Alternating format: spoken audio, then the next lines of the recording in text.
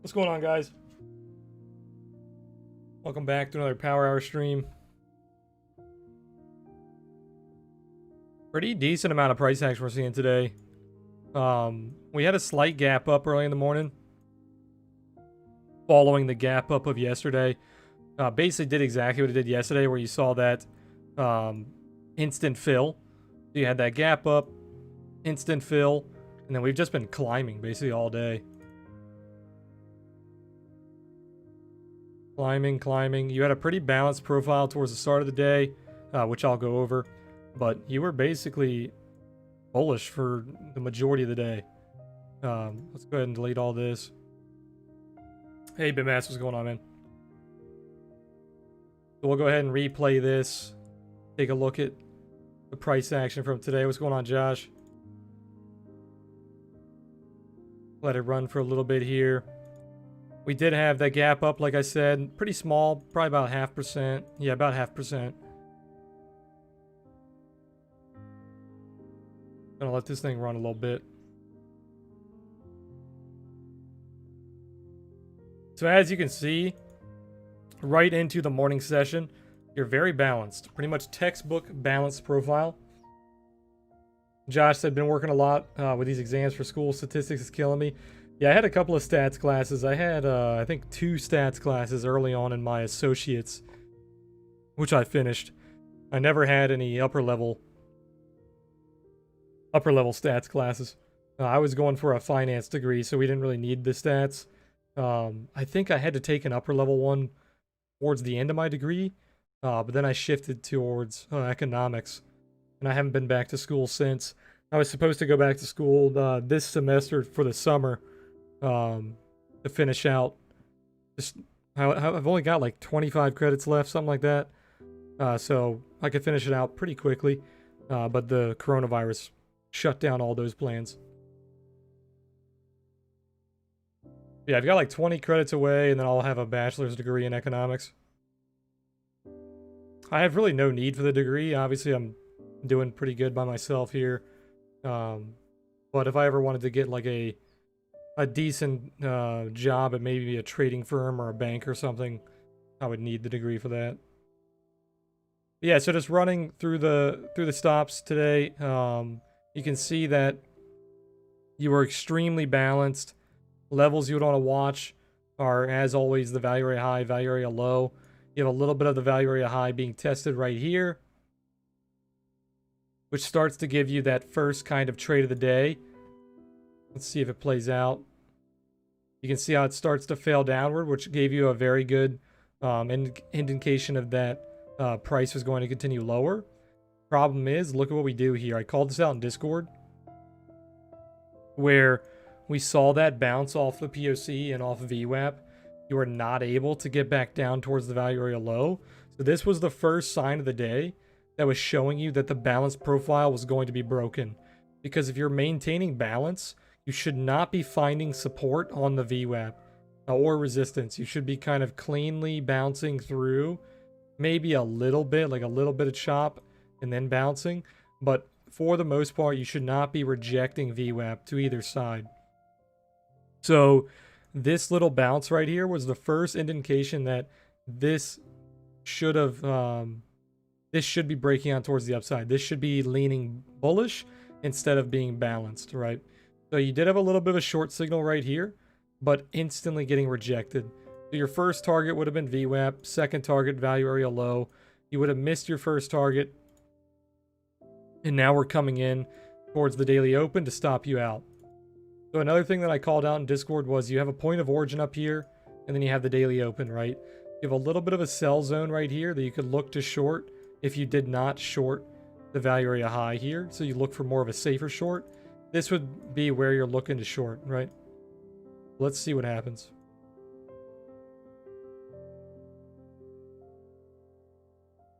So there's your VWAP test if you were still holding on to your first trade. This is where you would have taken that safer short. So a little higher up on this one. You could have shorted here for that point of origin failure. Stop loss would be above the high, but you basically would have got stopped out almost immediately. Yeah, so like right here, you would have been stopped out pretty much immediately. So both of these trades, you could have taken a short here or a short around here. Both of these trades were stopped out. So this should begin to tell you that shorting the highs is not safe. So we have a balanced profile. So the typical strategy is short the highs, buy the lows, right? That's the typical strategy. But this right here, this little bounce off VWAP, that was your first sign that this balanced profile was going to break. Okay? So pay attention to what your price action is doing when it comes into VWAP, right? Because that's going to tell you if the day is going to continue the way it should. Okay, so now that we're finding new value, we're breaking out into a new high of day. Like I always tell you guys, you do not want to trade against value, right? So if you're finding new value, you do not want to trade against that value, and you want to follow the trend if you are looking to trade. If you're not looking to trade towards the buy side, or you're not looking to be aggressive, right? So if you're not looking to buy the breakout, the other thing that you're looking to do is buy the supports, right? So if it comes back down to retest like the value area high, the daily open, point of origin, whatever, the levels that were resistance, they are now support. So if you don't want to be aggressive and you don't want to buy that breakout, you're looking to buy the bounce. Okay.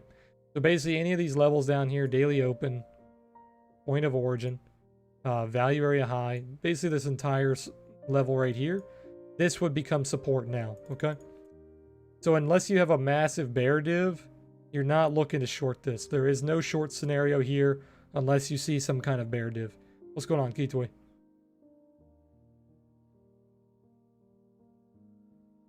So here we go. We get a little bit of a loss in momentum. No bear div just yet. So right here, you have a flat top into a major loss in momentum. So this is typically a bear div. So if you wanted to take this bear div, you could take this bear div, stop loss pretty tight, and then targeting that support, right? Now I know this gets stopped out, but let's see how it plays. So you almost got your target there.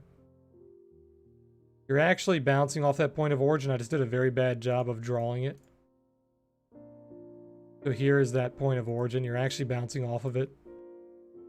Then you have the daily open, and then you had the value area high, which was somewhere around there. So you're bouncing off the point of origin. If that was your first target, you would have actually been able to take some profit here, but you are going to get stopped out on the remainder. So right there, you get stopped out. Then you actually hit your targets. So depending on how tight your stop loss was, you probably would have hit your first target, you would have got stopped out, and then you would hit your final target. So that trade kind of sucked. If you were looking to buy the dips, as soon as you find support right here, this would be a decent buy scenario.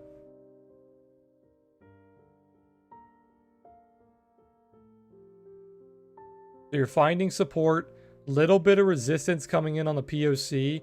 This starts to kind of give you a sell signal. But because today is so bullish, you have that shift in value towards the top side. You have that major node above you, giving you kind of that P-shaped volume profile. Like I always tell you guys, in that scenario where you have the value towards the high side, you want to be careful shorting the highs. You're safer to buy the lows, right? So buying the dips are safer. You're still finding support here. Nice little double bottom. I called this out in Discord. I said there was a daily open test coming in. You were finding support on the daily open. So if you didn't take the buy back here, this would be a very good buy right here, because you're bouncing off the daily open. You're bouncing out of your little support range, which was the value area high, the point of origin, and the daily open. So they're all lining up to give you that support, right?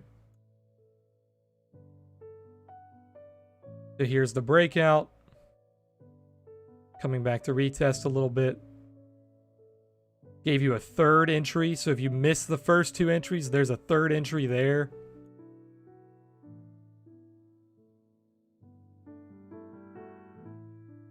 And as soon as this starts to break into a high of day, you can start taking profit. So you can hold on to it until you get like a bear div or until you get like a reversal.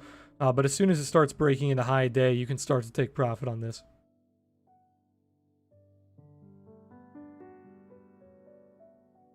Okay, so now that we're watching this breakout, you're finding value. What are you looking for? You're looking for a bear div, right? The bear div is going to be the only thing that's going to halt price here. So we do have a little bit of a bear div coming in here. Tries to pull back.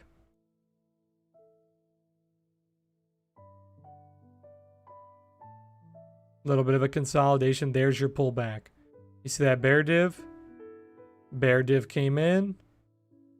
Pull back. So here we go again. If you didn't take profit, it's going to be making you pay for it.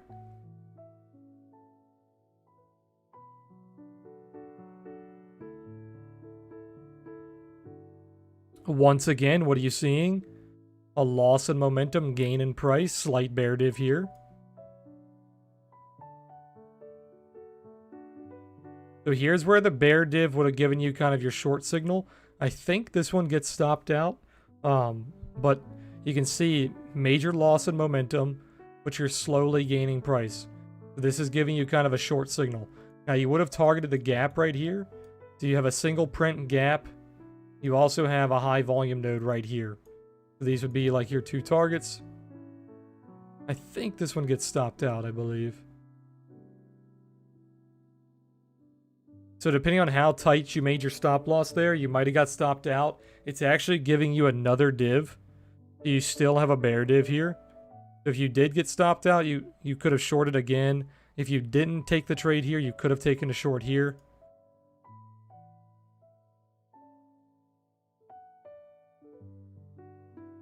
Now pay attention to this because the bear div is starting to play out. Watch what happens. This actually reverses into you. So this would have been a good short. It just didn't play out. So you had a bear div starting here. You can see the bear div starting. You also had a continuation of that bear div on these peaks here. You started to pull back, but you were not able to get that sell pressure. Then you started to break out. This is a great example of, like I was telling you guys the past couple of streams, just because you lose the trade does not mean it's a bad trade. And I'm going to show you why that is once we keep playing the replay here. This is a good trade.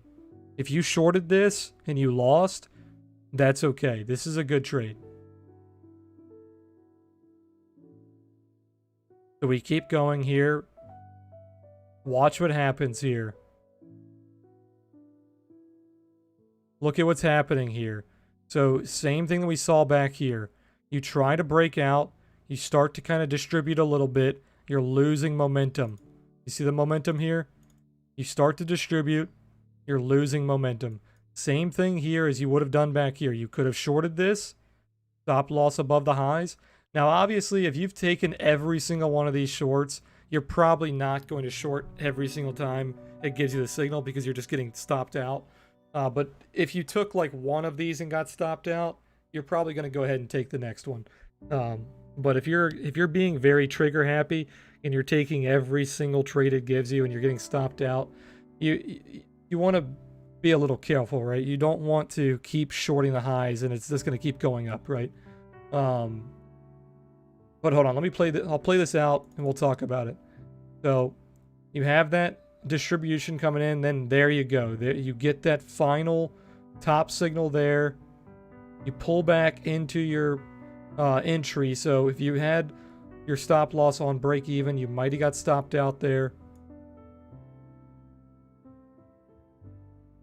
But here you go. You're finally seeing that reaction from that bear div.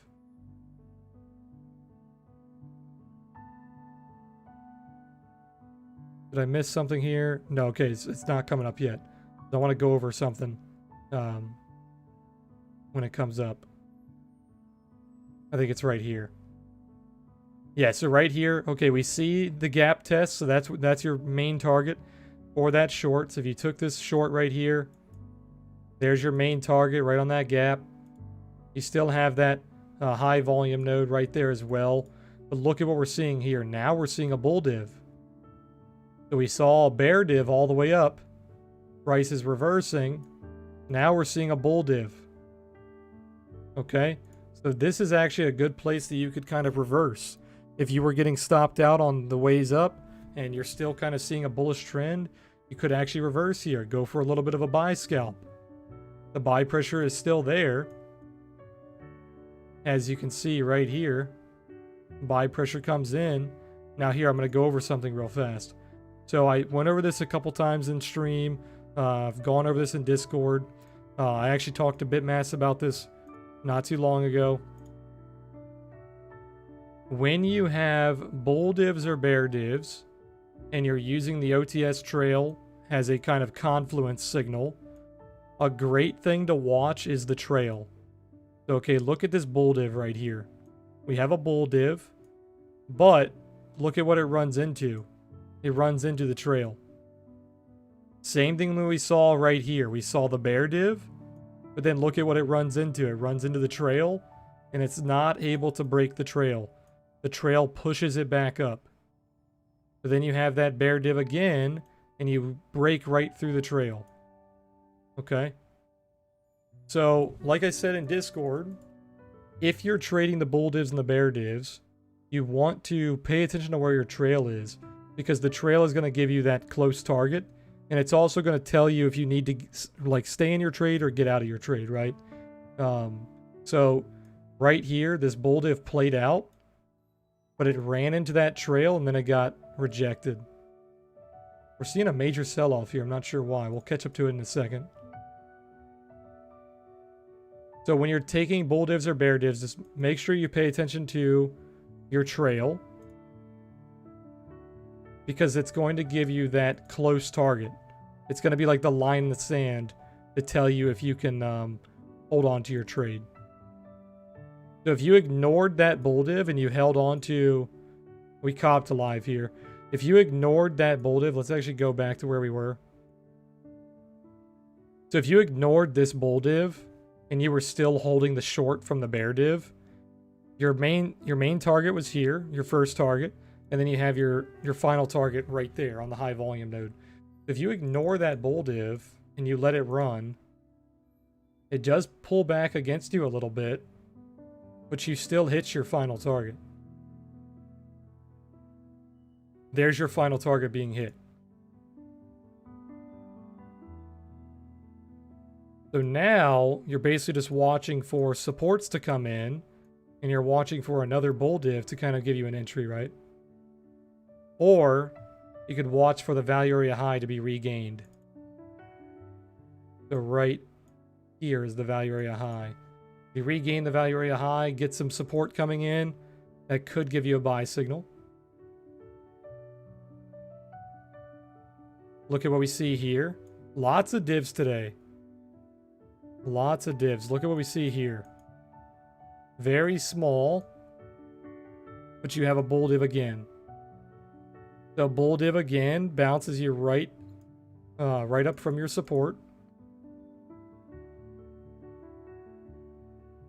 Let's see if we can reclaim the value area high.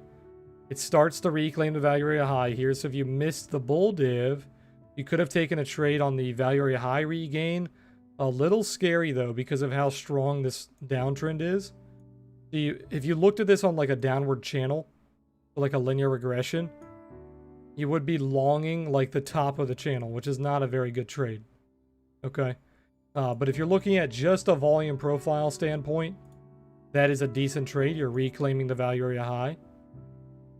But if you look at it on a price action standpoint, you're longing the top of a channel. It's not a very good trade. Let's take a look at it.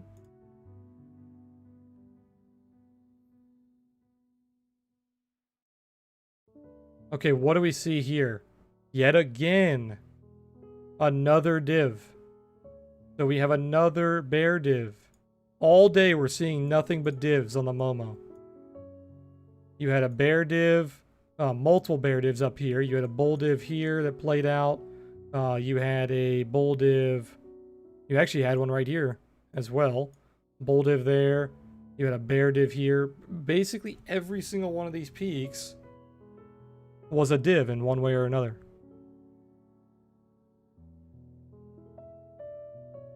So you have a bear div here. If you took that long, you're probably going to close because that div is going against you.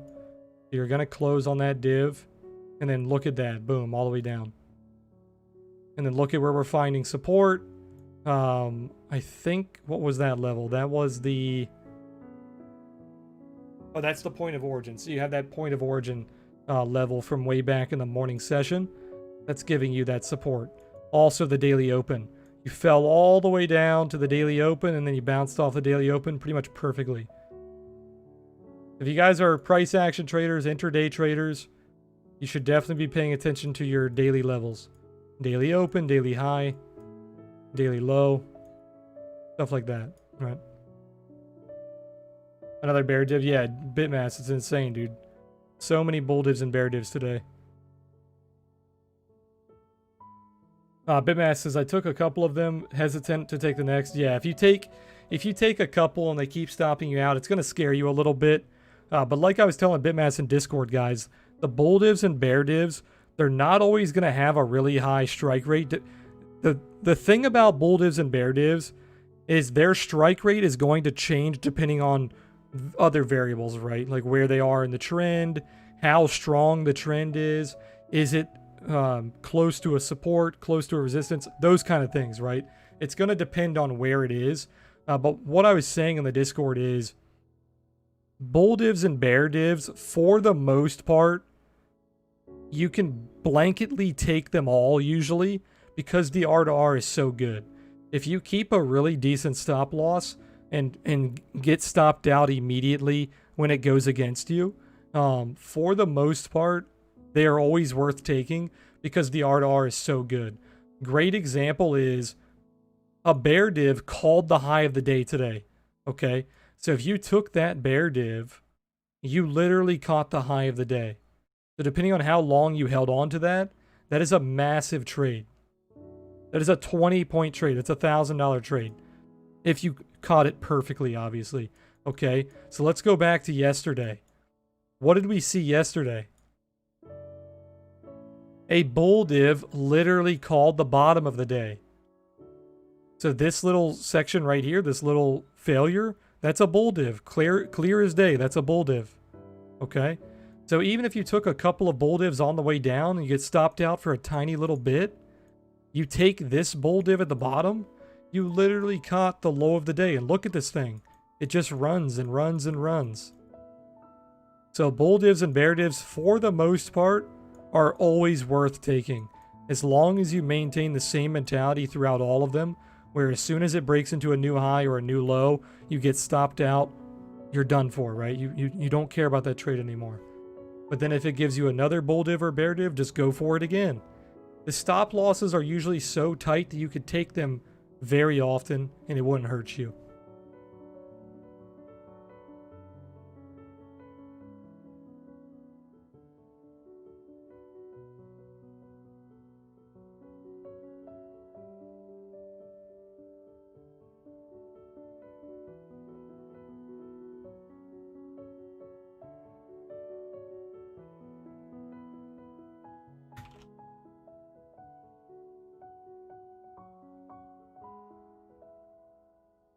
A couple of things I want to go over here for Bitcoin, now that we did our SPY recap. The bot did a very good job, caught the long again. The bot is doing fantastic. It's like I said yesterday, the bot is performing way better than it should be. The average win rate for the bot is typically about 30 to 40%. It is at an 80% win rate right now, which is quite disgusting. But it's mainly because I started it and then we saw a massive bull run. So this is exactly what the bot is designed to trade. Exactly what we are seeing. This style of breakout where you kind of break out, consolidate, break out. This is exactly what the bot was designed to trade. So that is why the win rate is so high right now. Once this starts to get choppier and starts to downtrend, it's going to lose trades. But as long as we see trends like this, where we see the breakout, like the bull flag, breakout, consolidation, this thing will continue to perform very well. So that was the first thing I wanted to note. Bot doing very well. It's still in a long. It took a long back on the breakout candle, still holding. But that's not what I wanted to talk about. I wanted to talk about the volume profile analysis, right? So I mentioned a couple of things on Twitter. So if you guys don't follow my Twitter, I'll give you guys a link here for a couple of tips for you guys. If you guys are volume profile traders, if you guys trade Bitcoin.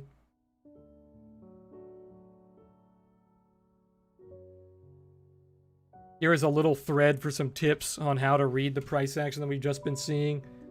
Let me make sure I go over everything on stream. What did I go over? I went over the support gap. Yep.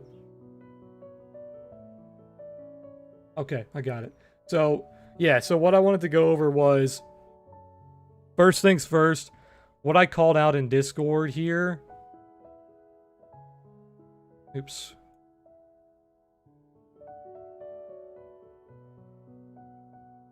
What I called out in Discord from yesterday is we saw this gap right here. There was a gap. It's filled in now. We saw the gap right here, which also had some supports from back on the previous price action, right? So this was your first support that you were looking for. And then you had a couple more supports down during this accumulation, right? The first thing I wanted to note was when you have a capital B, we talk about this a lot. This is this looks neutral, right? Because you have two nodes, but it's not neutral. It is biased towards whatever that secondary node is whatever the secondary node was, right? So if the primary node was the top node and the secondary node was the bottom node, that is a bearish day. That means that you started out to range here and then you broke down and then you ranged here. That is why you're bearish, okay? If the top of the B is the secondary node and the bottom of the B is the primary, the first node, this is a bullish day because you started a range and then you broke out and then you ranged higher. It's kind of like a bull flag almost, right? So this would be bearish 1 2. This would be bullish 1 2. Okay. So this one was bullish because we saw 1 2. It started to range here, broke out, and then it ranged above. Okay. So when it does this, this becomes support. That gap in the middle, because you started to range, you broke out, and then you ranged. So when you fail downward, this becomes support. Okay? And that's what we saw here. We saw a support. It failed downward, bounced out of it, and then we saw that massive breakout. Okay? Let me resnip this so we get a clean chart. Okay, so we saw that gap fill, that became support, bounced out of it. But how could you have traded this before this day? Let's ignore this. Let's ignore this. Let's go back and let's see how could you have predicted this breakout. So this is all hindsight, right? Let's think about it in terms of live, right? If this was live. If this was today's candle and this was yesterday's candle, what is this telling you, right? So the very first thing I want to go over, the most important thing on this entire chart, is this right here. This level, the value area low, after you failed downward and you found an accumulation, right? You started to range here. So after you failed downward, you started to range. This level is like the most important level. Obviously, the value area high as well. But for this scenario, the value area low is the most important level here. Okay, so you have a major support, and then you have kind of your resistance right here. So the next day, we close here, we open here. So we open outside the value area high. Okay, I've went over this technique multiple times. You opened outside the value area high. You retraced back into the value area high. So when you open outside the previous day's value area, then you retrace into that value area, there is a very high probability that you are going to traverse the entire value area. Okay, so that's the first trade. The first trade it gave you was a short right here. And then you're targeting the value area low.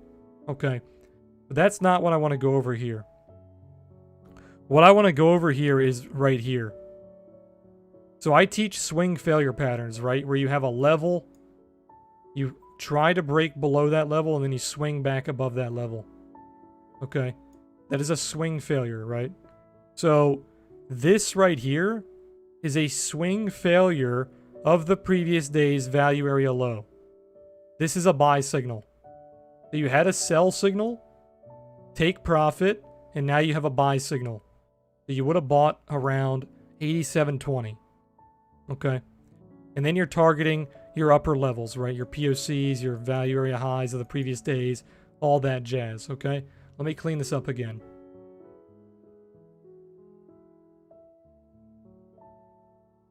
Pay attention, guys. I hope this is helping you. The value area low, buy signal. Okay. So now what do we see on the close of the day? The close of this day closed with the swing failure at the bottom. But not only that, look at the POCs. The POCs are increasing. The value area low is increasing. The value area high is increasing. So throughout this entire accumulation, every single one of your major values is increasing. So the buyers are getting stronger here. Not only that, but you also had a higher high. So the high of the day here was broken. Just barely, but another thing to show you that this was very bullish. Okay. So every single one of your values was increasing. You had a swing failure at the low, and then you broke out. So if you missed that buy, you had your secondary buy right there on the gap. I called out all of this in Discord as it was happening. So if you guys think this is hindsight, you are more than welcome to go to the crypto analysis channel in Discord and look at the levels. I called out all of the levels when they were happening.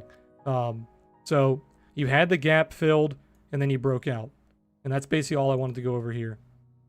This happens a lot. You guys keep this pattern in mind. Oh, is SPY getting wrecked? Of course, when I switch to Bitcoin, SPY gets wrecked. I called that out in Discord, man. I just called it out. That the 50-minute bear div, 1-hour bear divs were coming in on the SPY. Right here, I called out the 1 hour. Where is my 15? The 1 hour was a little early. There's the 15.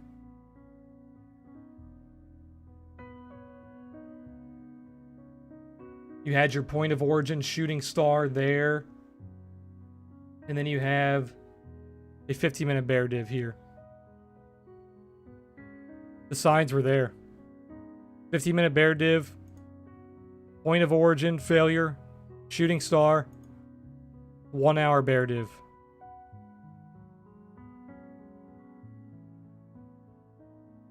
You're below the daily open here. It's getting wrecked. Getting wrecked. Retesting the value area low. Value area low right here. Tested to the tick. Robert said, dude, I'm so pissed. Instead of a short order, I had a buy order at 30.68.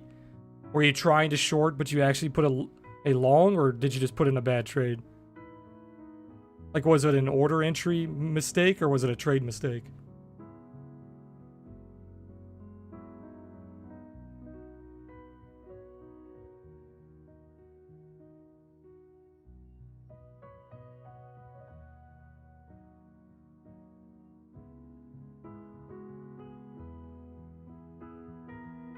Oh, it was an order entry mistake. That sucks, man. That happens to the best of us, man. It happens to the best of us. Bitmass says, is it possible to plot the value area high, value area low in Pine Script like in ExoCharts? I don't think so. You can plot it straight up on the trading view indicator. You can go to developing value area. But trading view does not allow you to play with those levels. You cannot play with the volume profile indicator in TradingView because That's like their baby that they want you to pay for, right? So you can't really play with that indicator.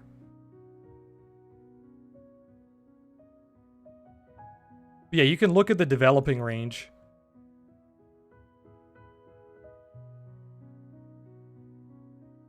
I really wish I could just literally type in SPY here and pull up the SPY.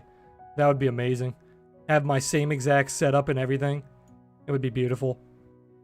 I mean, I'm pretty much doing the same exact thing here. It's just, it's not as eye appealing, right? Oh, he said, yeah, I put in a long. I wanted to short, but I put in a long. Quickly canceled it, but now I have a short open. That's good. At least now that you're shorting. Holy hell, just skip the version. Please, thank you. That notification's been coming up like 5 times a day.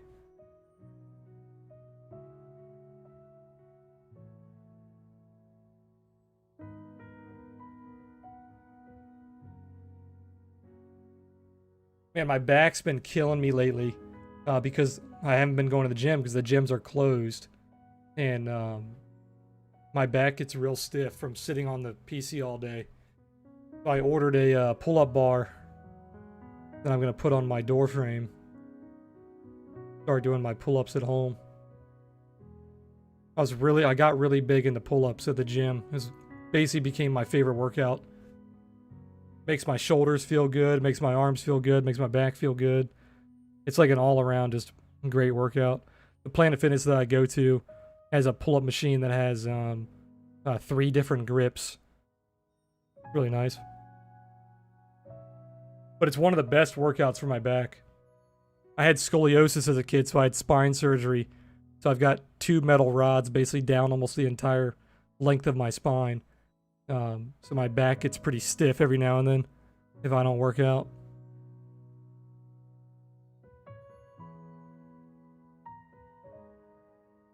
Robert said, I've been waiting for this to happen. I was looking for 3070, but Fibs gave me a bit lower. Yeah, I think you were the guy who called out 3070. Didn't you call that out yesterday or the day before? I remember seeing that in chat.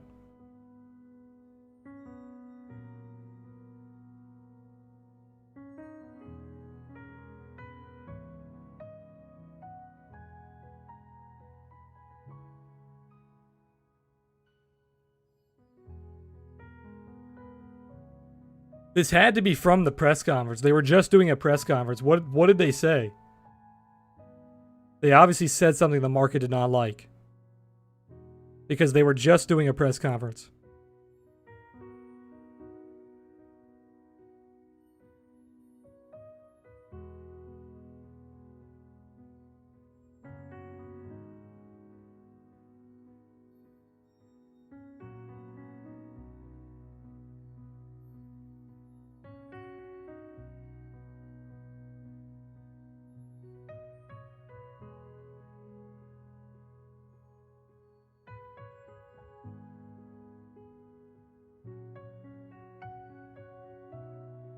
I never trusted those door frame pull-up bars. That's how I feel, man. I don't know if I trust it too much, honestly. I'm not that big, though. I'm like 6 foot 185. So I'm not that big. I was watching videos on the bar that I bought on the Amazon comments, and there was bigger guys than me on there. There's like 210, 220. There's a couple of guys over 200. So I think it's okay. But if I don't stream for like 3 days straight, you guys know I broke my neck on my pull-up bar. Knock on wood, let's hope that doesn't happen.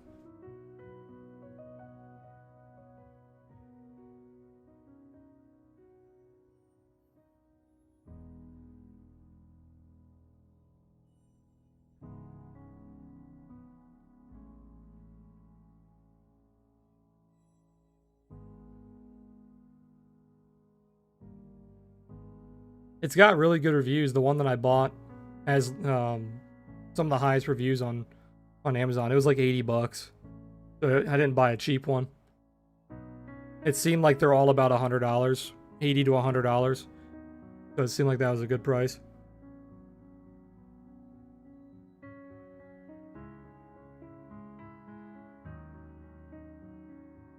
I can't not work out anymore, dude. It's like, I hate doing all the at-home workouts. Like, I can fucking sit here and do push-ups and do sit-ups and shit.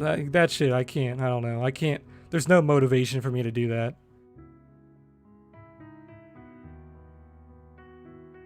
But getting pull-ups done or something like that, I can do that.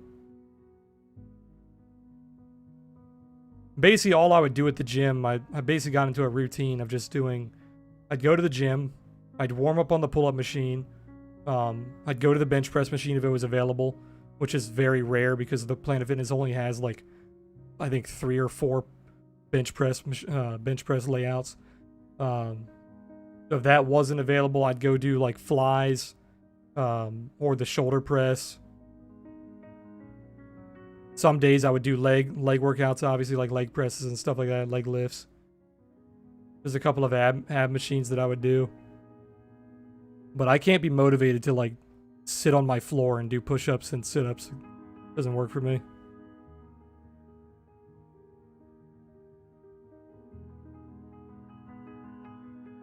Moneybag say, I think overall the market is going to run. People are getting paid more now under unemployment than they did during employment.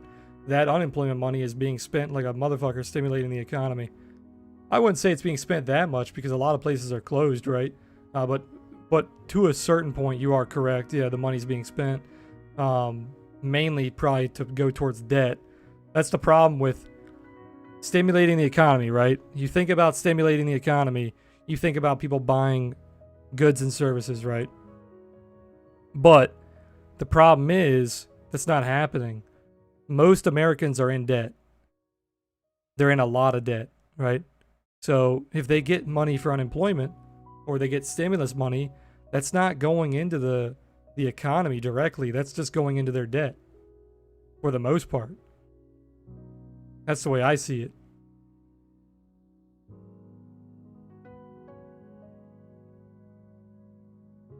I heard that the $600 bonus for people that are self-employed and unemployed is going to end in July. So not much longer for that.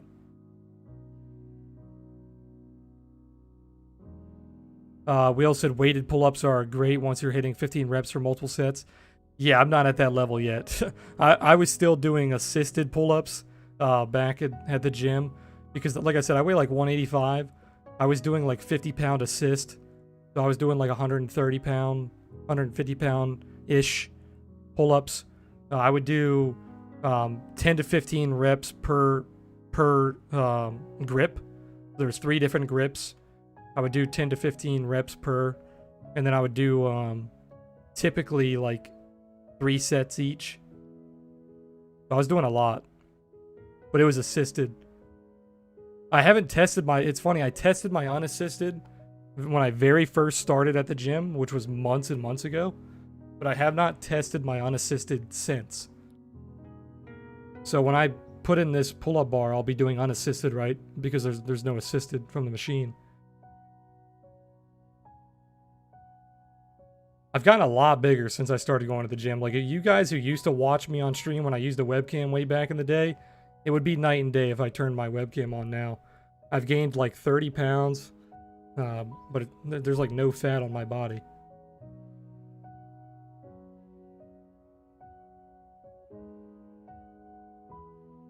What's going on, man? Robert said one of my Elliott wave counts says we will go down to 2K. Others says we will have a correction for somewhere around 28 and then up again for higher highs. Yeah, I'm not into Elliott wave, but I can see what you mean. We're approaching that value area towards the lower tail. We're outside the value area low now. So watch for this low of day to be tested. Also watch for a bull div coming in. When webcam stream? Probably not anytime soon, man. I didn't really enjoy my webcam streams, to be honest. A little self-conscious. It's distracting as well. Not only for me, but for the viewer. It's not like an insecurity type thing. It's more of a distraction where I'm constantly looking at my webcam. It's like the thing where, like, if you're video chatting with somebody, you're typically looking at yourself more than you're looking at the other people. It's kind of like that. That's how I feel when I stream with a webcam. I'm like paying more attention to myself in the webcam than I am to my stream. And then I'm also doing things in my webcam using like hand motions and stuff, distracting you from my charts. A lot of the times back when I used to use a webcam, it would be like right here, and I would be drawing on the chart and showing you guys stuff, like pointing at levels, and then you guys would wait like 30 minutes and be like, oh dude, we didn't see any of that. It was behind your webcam. That was fantastic. I'll probably bring them back though. I'll bring them back soon. Well, I wouldn't say soon, but probably in the future.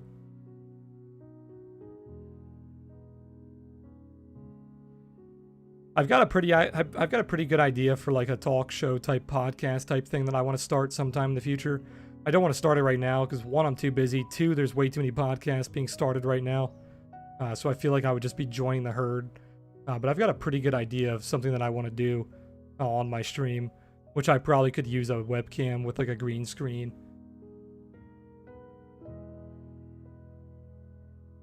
There you go. There's the low of day test. So once you broke that value area low, you got that low of day test.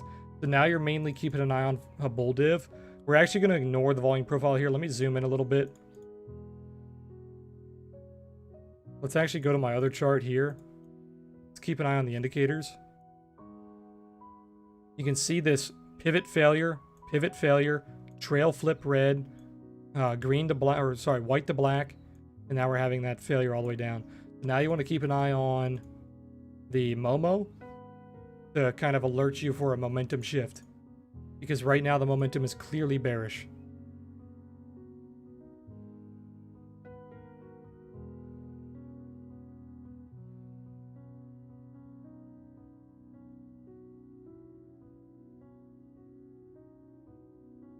You do have a pivot bar forming here, so you're getting a little bit of a volume divergence, volume surge coming in.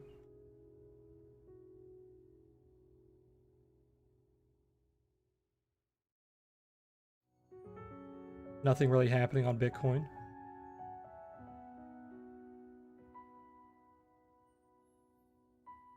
By the way, guys, reminder, no stream tomorrow. I'm not going to be home for basically the majority of the day tomorrow, so no stream tomorrow. I don't stream the weekend, so I'll see you guys again after today's stream on Monday. So since we have no stream tomorrow, I'll hang out a little bit longer with you guys today. If we've got some things to talk about, right? Yeah, no stream tomorrow. Will that be the rest of May? Let me see. Yeah, so when I come back, it's going to be June, actually. So the May deals going on right now with the indicators in the Discord, those will be done on Monday. Got one slot left on the Discord. I'm going to open up 5 more next month. We'll do some kind of deal next month. I'm not sure what we'll do. It's not going to be $100 off, though. No bull div just yet. Stabilizing on the trend. You can see the trend line on the Momo flattening out around 15. That usually tells you that the trend is very strong. So if you see this little pattern here, where you kind of have that curve, and then it's like a sickle pattern almost. You have that curve, and then you flatten out. It gives you kind of that sickle pattern. This means the trend is very strong. The downtrend is very strong here. This is the trend line on the Momo. This is the short-term price action, the histogram, right? The first thing you want to watch for is a shift in the short-term price action, the histogram. If that starts to give you like a bull div, that's going to let you know that the trend is probably going to shift very soon.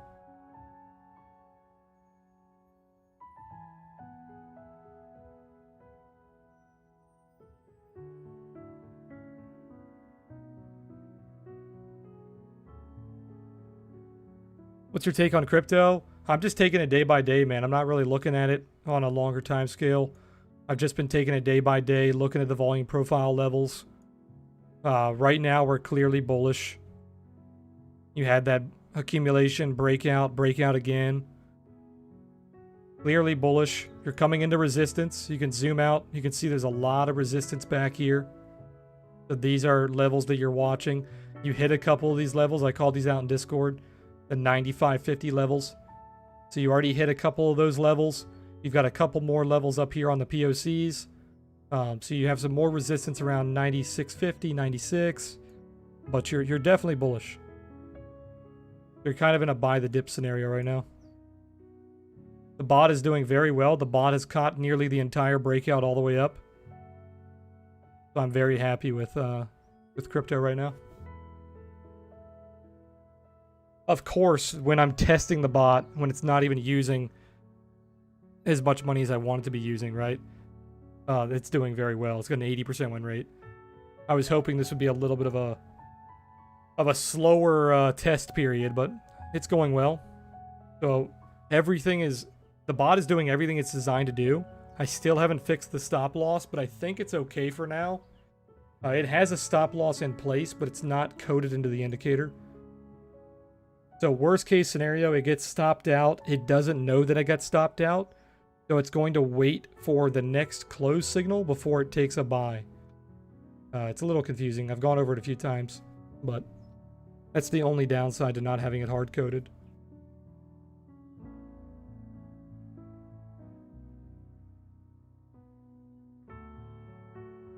Pivot bar coming in here.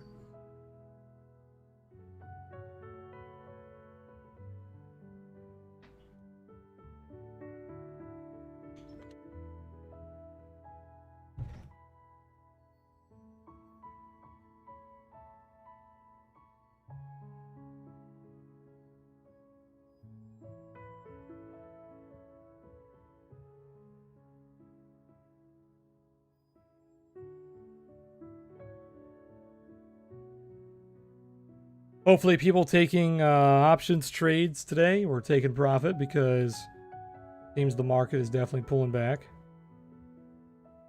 If you were taking options trades for this week, you've probably let go of most of your gains by now if you did not close.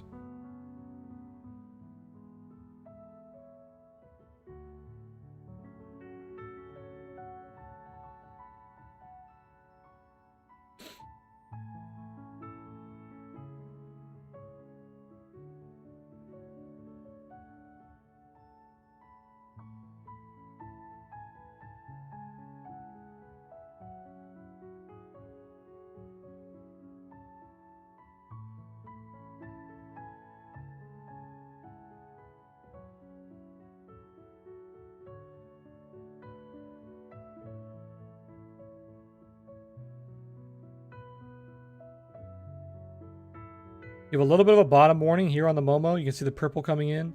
No bull div just yet. The trend is still flat on the Momo as well. So to kind of get a shift in momentum here, you definitely need to break the trail, put in a higher low. But no real signal here to trade against the trend. You could have taken the pivot as a signal, but it's going to be a low probability there.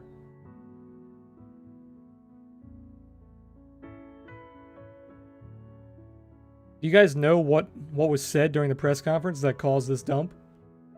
Because there was a press conference. I think Trump was talking a little bit. Mainly had his press secretary talking, but I was not watching it. I'm not sure what was said.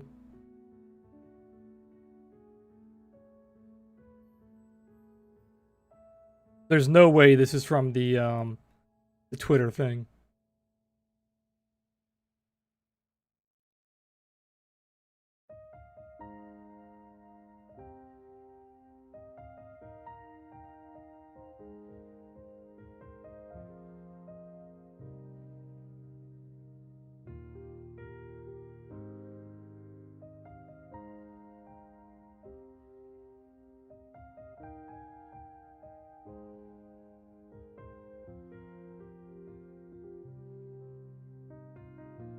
There you go. There's the trail being tested.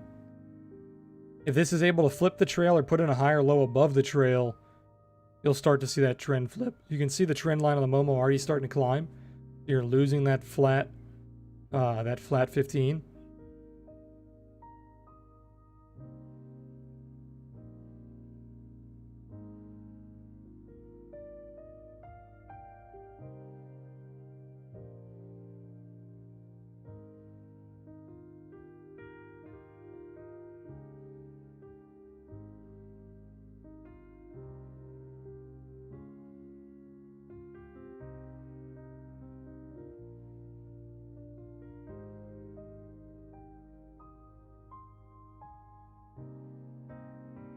3 minutes left on the day. Most likely not going to flip the trail.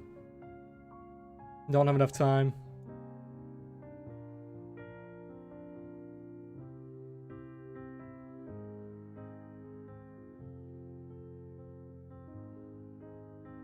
Bitcoin not correlating with SPY here.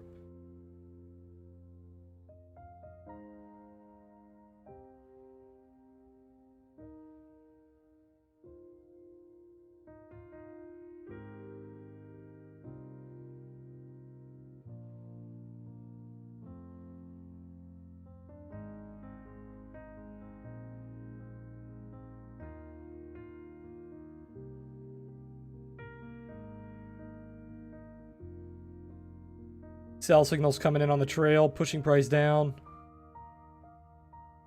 Where was the Fed window? The Fed window was right at the bottom, of course. 3:50 p.m. right on the Fed window was the bottom candle.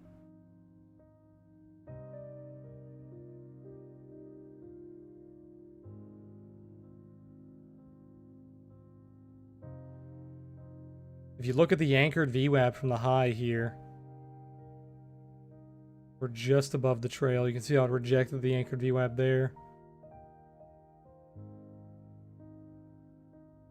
TradingView did add the anchored VWAP tool. If you guys go to the trends section over here, they have an anchored VWAP tool. We're going to take a look at a couple anchored VWAPs on SPY here once the market closes.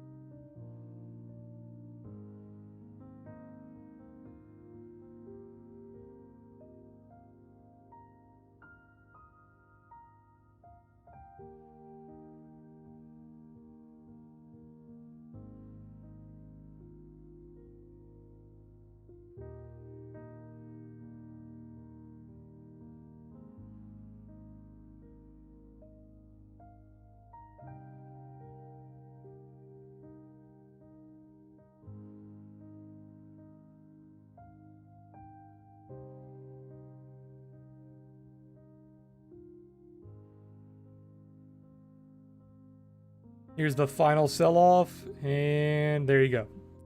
Close of the day. Let's take a look towards the open. Did very good for most of the day. And then right around, what was that? Almost 2 p.m. You topped out. Your open of your day to your close gave you about a 0.5% failure. Pretty much back to where we closed yesterday. But let's look at this on a higher time scale. 15-minute clearly was a bear div. We saw that. Posted it in Discord. Climbed all the way up. Was not able to gain any momentum. Failed downward. This is played out basically. He broke that pivot. Flipped the trail. Take a look at the 5-minute. We talked about this in Discord as well. All the way up. You were not able to break the trail. All the way from May 27th at around lunchtime. So 2 days ago. Green trail all the way up. And then you had that top right there on today's move up. Rolled over. No bear div though. It just kind of rolled over. Topping signals. Had that pivot come in. Failed the pivot. Retested the pivot. See you later. So 5-minute, pretty easy. 15-minute, pretty easy. 1 hour, slight bear div. Coming into the trail though. We have not broken the 1 hour trail since we flipped around May 18th. What is that, about 10 days? 10 days we have not broken that trail. Last time we broke the trail led to a pretty strong sell-off. But let's take a look at a couple of levels here. So we broke that pivot that we've been watching, 298. Now we're getting our first sign of resistance, right? So if this starts to pull back towards this pivot, you really want to see this pivot act as support. If this pivot acts as support long enough for the trail to catch up, I think we could easily see this breaking out into the 320s, 330s. But if we fail this pivot before that trail can catch up, we could easily break the trail and head back down towards the 260s, maybe even 250s, right? Let's take a look at a couple of anchored VWAP levels here. If we take an anchored VWAP from the all-time high, you can see that we failed the anchored VWAP there, broke it, almost retested it, and we've stayed above it since. So pretty strong, bullish anchored VWAP, okay? Let's look at the anchored VWAP from the low. Anchored VWAP from the low, you had your first test there, broke out, never retested it. These are both actually lining up pretty much the same spot. Right around 274, 270. Okay? Which lines up with that level I was talking about. Kind of this little range down here. So if we do break this pivot, you're looking at these levels down here. Now, you could look at the bottom, the point of origin. There's a gap down there as well. But that's being a little hopeful, right? A little too bearish for me. Let's go back even further. Let's look at some weekly levels here. Where's a good place? I like this one right here. So let's grab an anchored VWAP from like this candle. Still very far away. So all these anchored VWAPs are going to be pretty far. Let's grab these highs right here.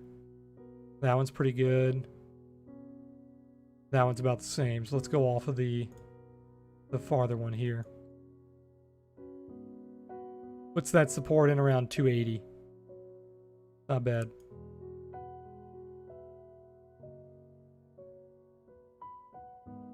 Let's go even further. Let's go back to 2009. Extremely far away. So it doesn't seem like any of these anchored VWAPs are going to be in play probably ever. Unless we see some kind of a Great Depression.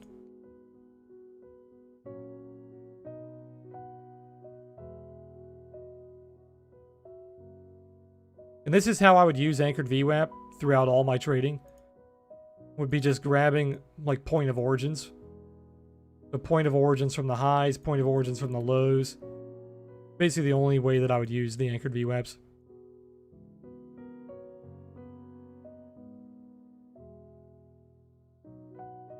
You could do that on lower time frames too. Like that's a point of origin candle. We're actually testing that right now. This would be a point of origin there. Very, very good technique for using point of origins and anchored VWAPs. Kind of mixing price and volume, right? You could also tie it to your open, which would just give you a normal VWAP. That would be like the normal VWAP of the day. You could tie it to your previous day's open. That'd be a decent technique as well. Maybe you could also tie it to your previous day's close, but that's going to give you pretty much the same one as your current day's open.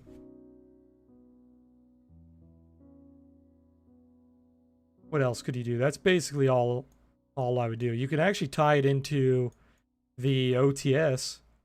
I've never tried that, but you could tie it into the OTS. Maybe the pivot bars. That could actually give you a very good technique because the OTS is highly based on volume. Let's actually try that here. Let's tie these into the pivot bars. That gives you a very good top there. That gives you a very good bottom there. Yeah, these are not bad. If you anchor these down to the pivots. These are not bad at all.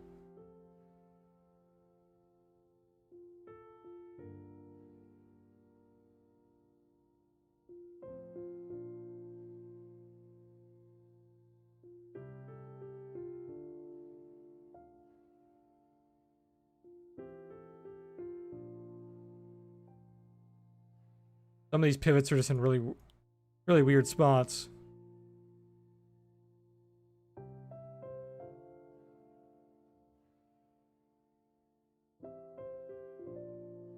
Let's try the ES. Does ES have better pivots?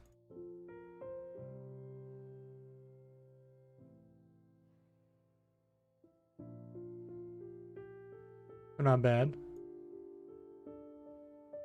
This pivot's interesting here. We have that resistance turning into support now. What is this line from? I'm getting a perfect test of this line.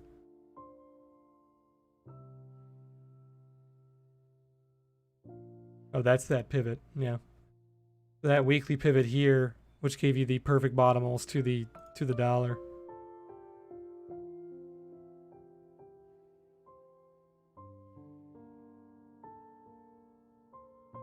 Interesting. I'm going to play around with that. I like that technique, kind of using the pivots as your anchor points. That's not bad.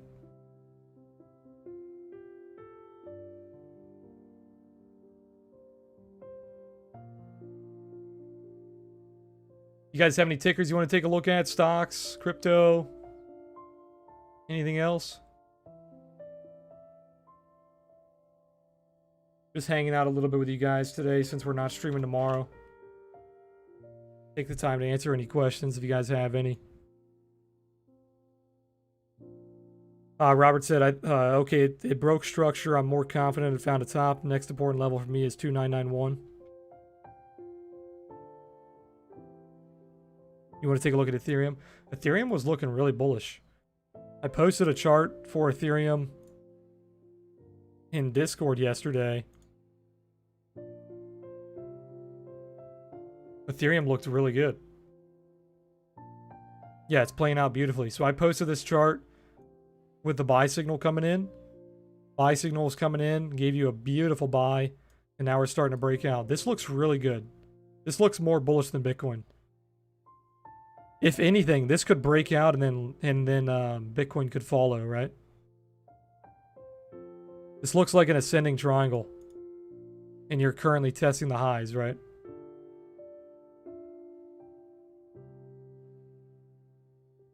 This looks really good. Way more bullish than Bitcoin.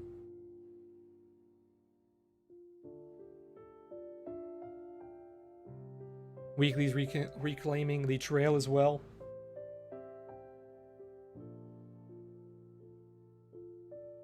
Beautiful bulldog. You have that kind of double bottom. It's almost like a triple bottom. Then you have that pop-up pullback. Boom. Cardano. People still trade Cardano. That's crazy. Yeah, I saw a lot of shit coins are doing well, like Theta. What's the other ones? There's another big one. OMG. OMG was doing really well.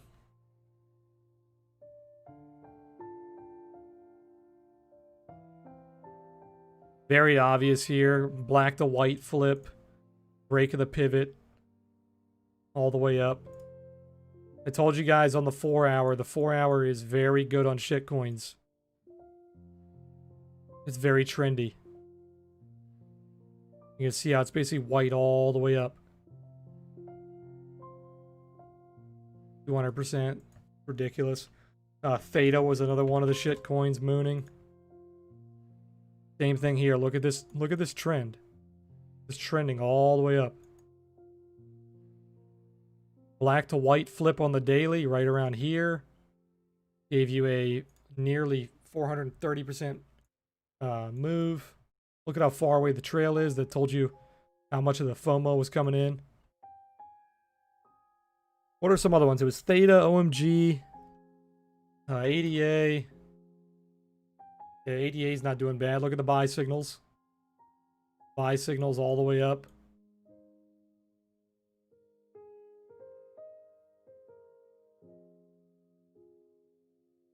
Buy signals on the daily as well.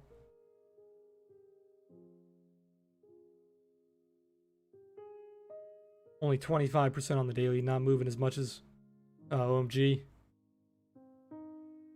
I'm sure these were called out by the scanner that nobody uses in Discord. The scanner calls out breakouts all the time. I think most people don't use it because it's kind of spammy, right? It has a lot of alerts. Yeah, ADA is one of the first ones on here. ADA is called out on the scanner. What else do we have? We got Lind, IOTX, GSX.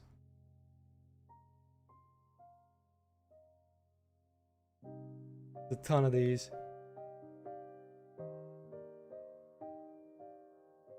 Ethereum's on here. Litecoin.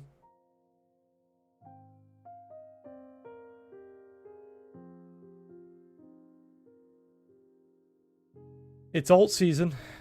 That's what people think it is, so I'd keep an eye on that scanner. The 5 minutes not looking too good on Bitcoin here. Look at that rejection of that pivot deviation. Rejecting the distribution high there. Not looking too good. Is the bot still long? Let me take a look. It's still long. It's probably going to close pretty soon. If it consolidates very long, the bot closes.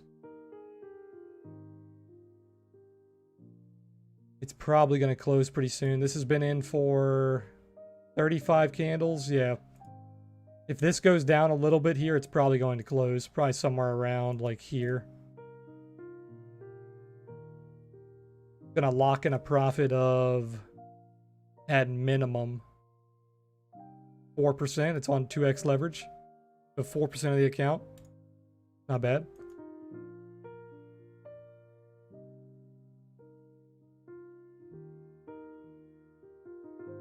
It's only trading $500 right now, like I told you guys. I put $500 in, so it could test it out, right? Make sure it's working. It's definitely working. I'm gonna throw some more money at it and let it trade some higher leverage. Probably put it up to like 3x leverage. Probably not much higher though. 3x is probably as far as I'd go because it does lose a lot. Well, it's supposed to be losing a lot. It's not losing a lot right now. But typically it has about a 60 to 70% lose rate. So on high leverage, you don't like that. But even with that loss rate, 30% win rate, 40% win rate, it's doing 20 to 40% a month for the past 6 months. So pretty exceptional.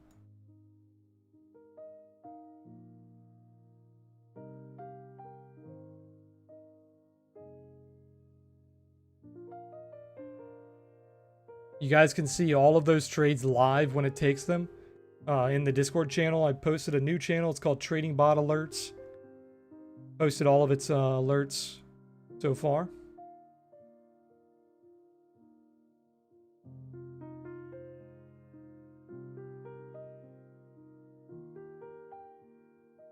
Sounds like it should be illegal.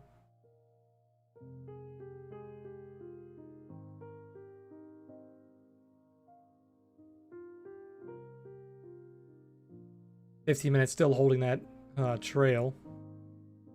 Lots of distribution here. It has not shifted its value area towards the high side. It will shift very soon.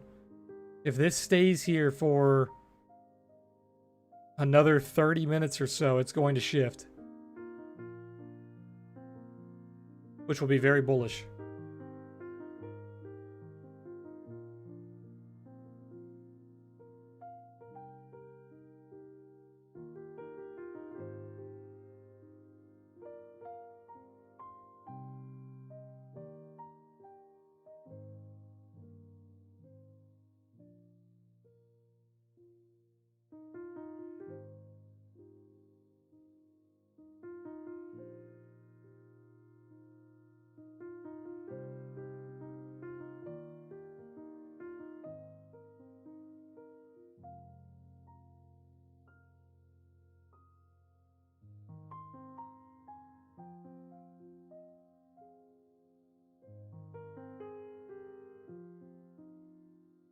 So basically, bearish scenario here.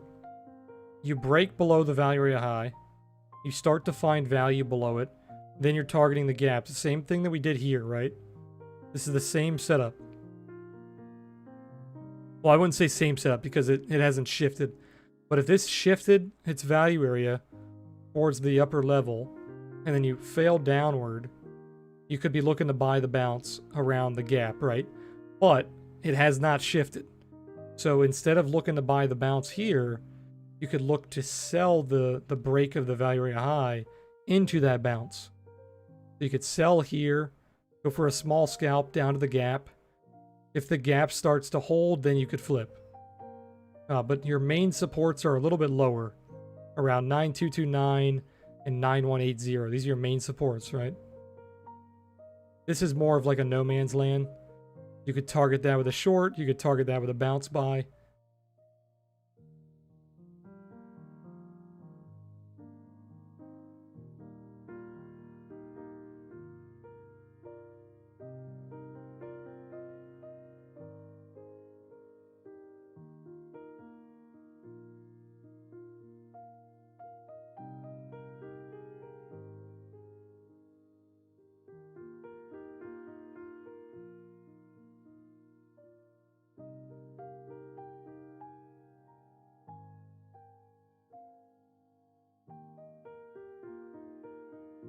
We might be able to see this shift. If it shifts in the next like 15 minutes, if it gets some more volume just a little bit lower around the POC, it's going to shift. What I mean by shift is the value area is down here. It will shift towards the high side like it did here.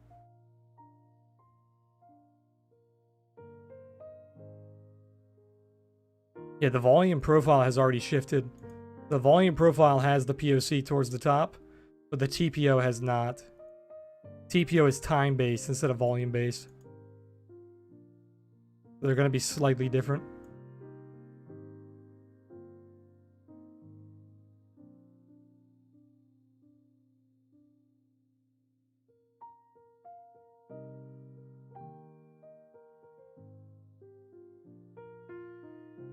Hello Fresh, yeah, I can take a look at it.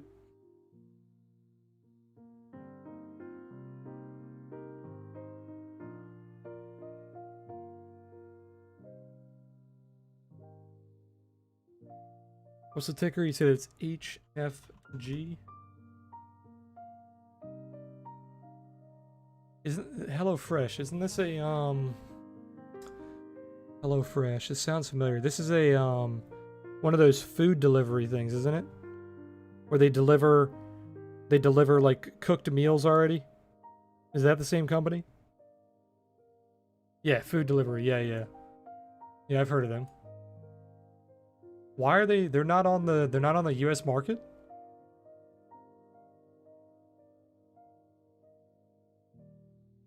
Massive breakout here on the weekly. Extremely bullish.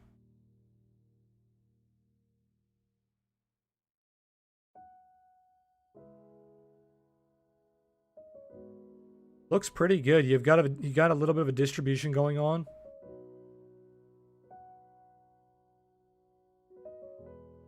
You have a little bit of a distribution. You are reclaiming that low though. So if you do find support just a little bit higher, anywhere around like here, looks pretty good to reclaim that high. You're reclaiming the trail. You're reclaiming the low of the distribution. Looks pretty good. Now, if you fail downward, you don't reclaim this. You do have a small gap right here. Probably going to fill that gap.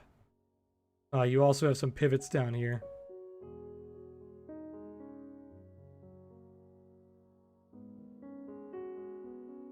But for right now, it's pretty bullish. Yeah, 4 hour has a slight bull div as well. Giving a bottom signal on the Momo as well. Pivot coming in. I think short term it's definitely bullish. But you are kind of in a downward channel, right?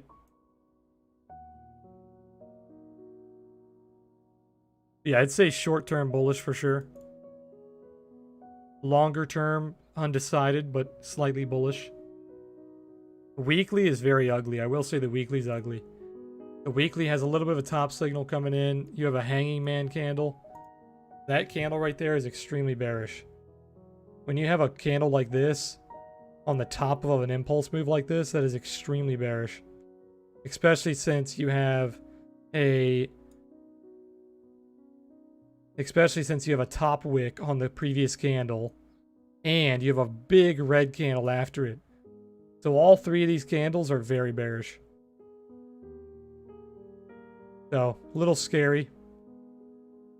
Short term bullish, long term not so much.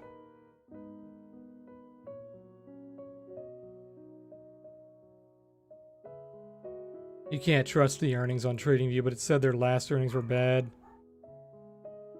Short term, yeah, I'd probably say by the end of the week, maybe start of next week. But still very hard to tell. Because you're in like a downward channel. Basically, if I took a long here and it wasn't immediately paying off, I would close it. Because this has to immediately start bouncing, or it's gonna look really bad. It can't go much lower without looking bad. That's the problem.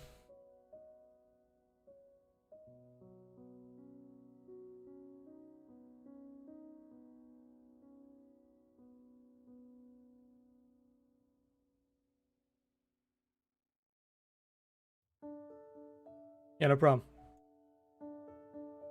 Let's keep an eye on this. Let's see if it shifts.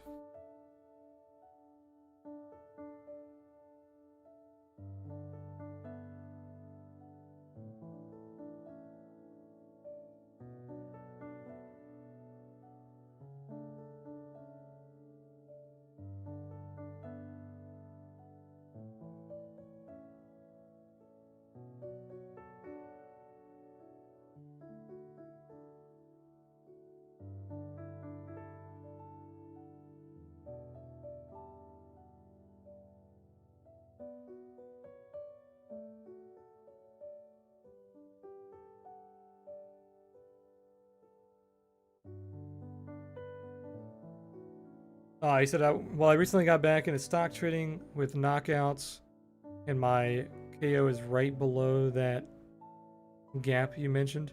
I have no idea what knockouts are. I've never heard of knockouts.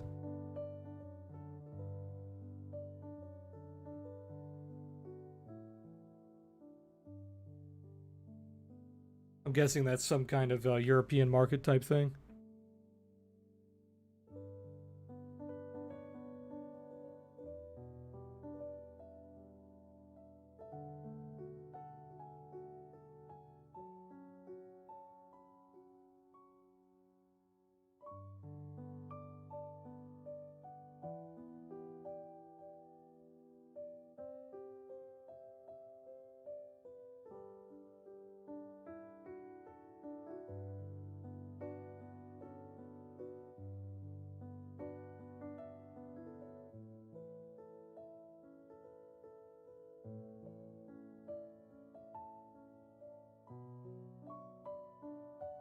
It's basically the liquidation. It's basically like liquidation price on a trade. It also has leverage. Sounds like it's a type of like CFD or options contract or something like that. Almost sounds like binary options.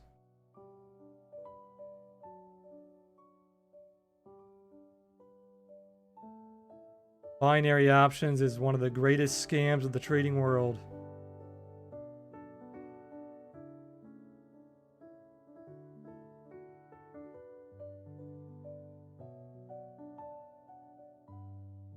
Trying to see if there's anything that I missed that I want to go over.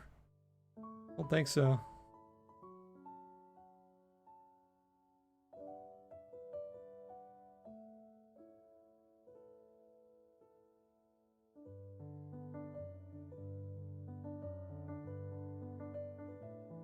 Weekly on the Momo is still indicating a trap. Notice how the weekly trend is not shifting upward. But the weekly trend on the SPY is typically a little slower.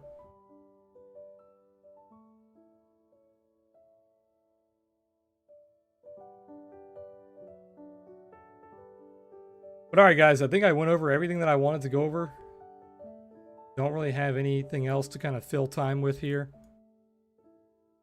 If you guys have any final questions or anything for me, feel free to put them in chat. Like I said, no stream tomorrow. No stream on Saturday or Sunday. I don't stream on the weekends. I will most likely be posting the summary of markets this Sunday. But I might not be in town. I might be going out of town this weekend, so I might not be home for the summary of markets. But I'm going to figure out something, so we'll see. But I'll be back streaming on Monday, as always. But alright, guys, I'm not seeing nothing in chat. Appreciate you guys being here, as always. Thank you for being here live. If you guys can't make the live stream, really appreciate you guys watching the VOD. If you guys like the content, as always, hit that like button on YouTube. I will be streaming again on Monday, as I said, around probably 3 p.m. Eastern, same time as always. I don't have anything to announce, but just keep you guys eyes out on Discord. I'll be posting a bunch of analysis over the weekend, even though I'm not streaming. Make sure you keep an eye on Discord. I'll be posting some stuff on Bitcoin, of course. Like I said, I'll figure something out for the summary of markets. I'm not sure how I'm going to do it if I'm out of town.